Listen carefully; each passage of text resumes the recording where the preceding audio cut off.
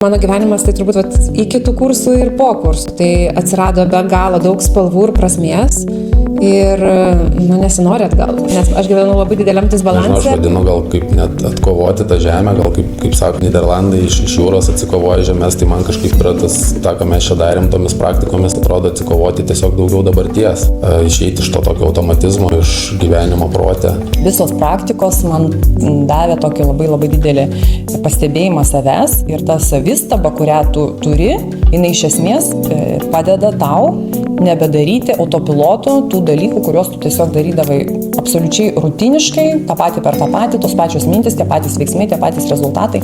Išreklamuoti aš nežinau, ar čia reikia, čia tikrai kaip turi žmogus gal pats norėti, bet pavyzdžiui, mano keli pažįstami, su manim, kurie bendrauja, gal kažkiek pastebėjo, kad kažkiek pasikeičiau, tai jie ateis į šitą kursą.